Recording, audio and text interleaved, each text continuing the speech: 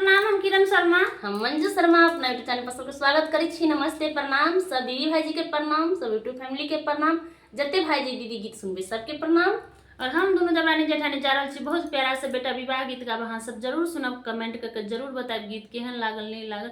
अहाँ सबके कमेंट के हम सब इंतजार करत रहे छी। देख लियो बेटा वाला बेटी वाला के दोरा पर बजा लके जाय छथिन, बारात लके पहुंचे छथिन, कन्या माय की कहै छथिन, कथी सब मांगे छथिन सेहो सुनबै। जरूर अहाँ सब लास्ट तक गीत के सुनबे त कमेंट करके जरूर बताएब कि सही तरीका से मांगे छे या नहीं मांगे छे, की मांग रहल छथिन कन्या के माय। बात अहाँ सब जरूर सुनब कि कते शान से मांग रहल छथिन दुल्हा से, कि लके एलिए गहना आ की लके एलिए जेवर।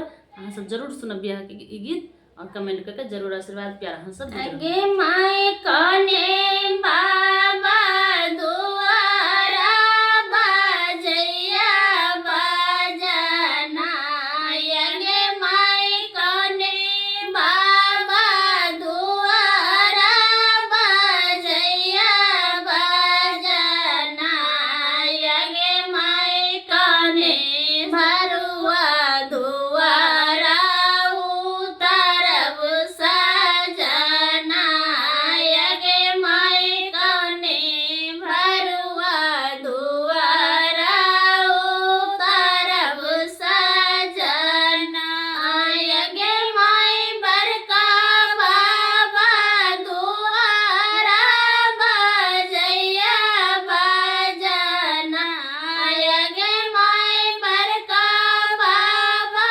दुआरा बजैया बजना, गे माय बेटी बाला दुआरा उतरब सजना, गे माय बेटी बाला दुआरा उतरब सजना, गे माय बारात देखी कन्या माय नाचैया गना, गे माय बारात देखी कन्या माय नाचैया गना, हे समधी हमारा